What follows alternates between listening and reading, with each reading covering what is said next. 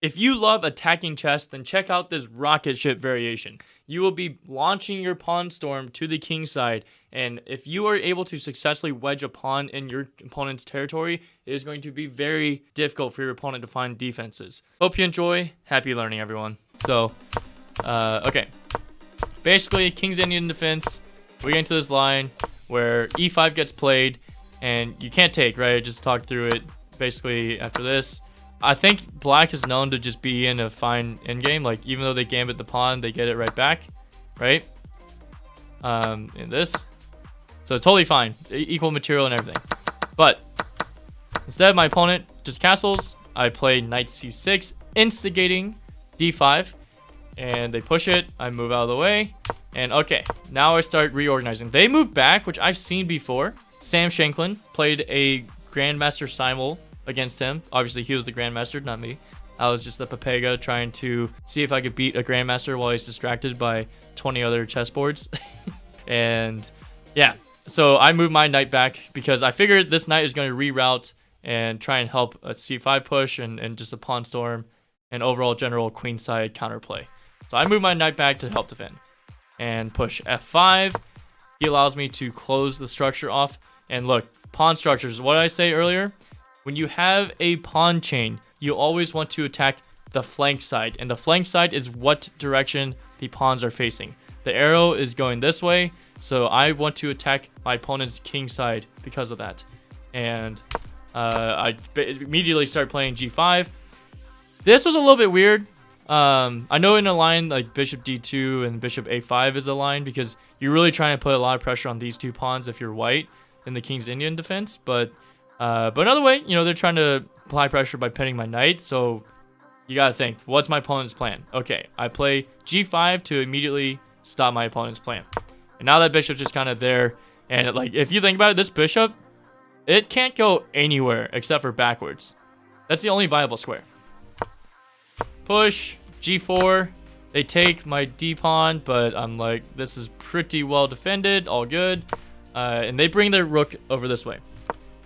So this is just looking to fork something, right? They're just like, oh, let me get that rook. But what I calculate is, look, I can continue with my game plan because my attack is faster than my opponent's. If they were to jump in with a knight, I can take. They can't take because my queen's there. Okay.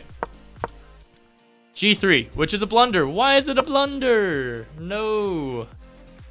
Bishop d7 or a6 to kick the knight.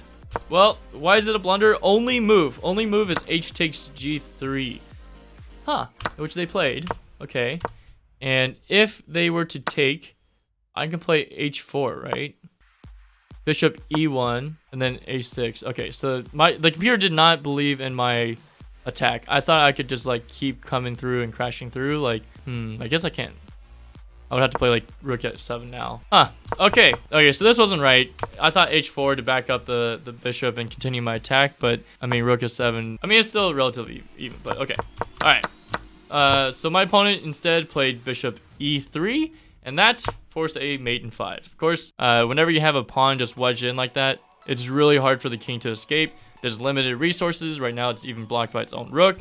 So he tries to move and tries to probably theoretically, if I were to play queen h1, all of a sudden it's a little bit different, but not really. What's the solution here? Probably bishop. Yeah. Look at that, chat. Look at that. And if you take, oh, queen takes h3 because this is cutting off. Well, I was just like, do I have to calculate this? Maybe not.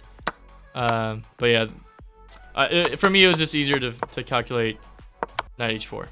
And there's just no defense. This is going to be mate. Although knight f4, but then just takes.